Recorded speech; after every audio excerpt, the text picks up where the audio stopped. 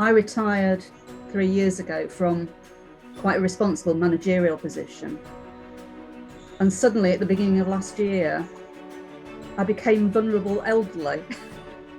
So to be able to contribute to something like this and feel that you can still do the work and contribute has been good psychologically, I think.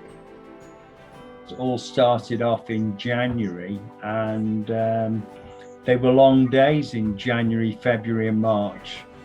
So it was good. Keep brain ticking over. Showographies are Showtown's way of describing a biography of somebody who features in the museum.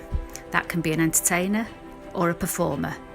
Whilst looking at their career, we focus on the Blackpool significance, identifying where and when they worked in Blackpool. I researched Little and Large, Paul Daniels, and I'm busily trying to research Debbie McGee. I came to Blackpool in 1981 and I ran the Three Piers and the Tower and the Winter Gardens.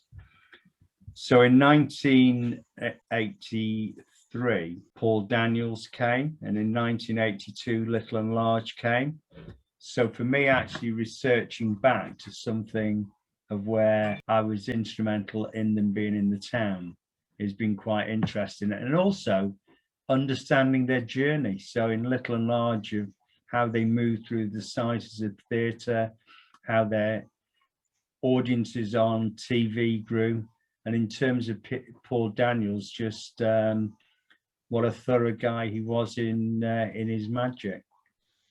Researched Norman Evans, who I'd never heard of, Gracie Fields, and currently Frank Randall. And there's so much material on Frank Randall, who again I didn't really know much about. A lot of what I'm finding is anecdotal, and trying to actually pin it down to an original source so that you can verify it is proving difficult at the moment.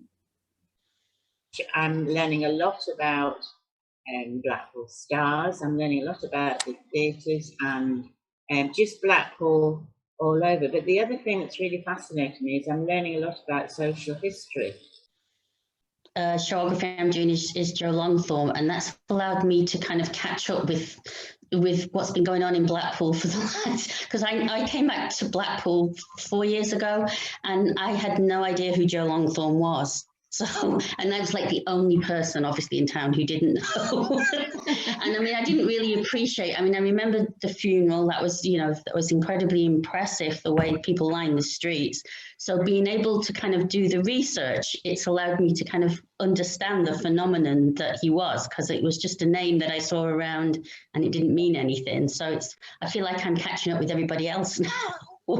Which is, good. I'm becoming part of the community more.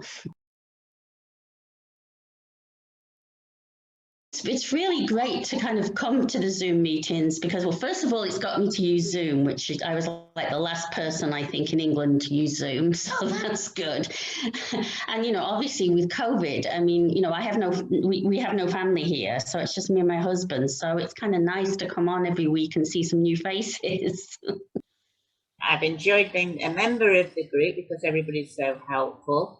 And it's great just to meet, check things up. So when we meet every week, it's really useful for me.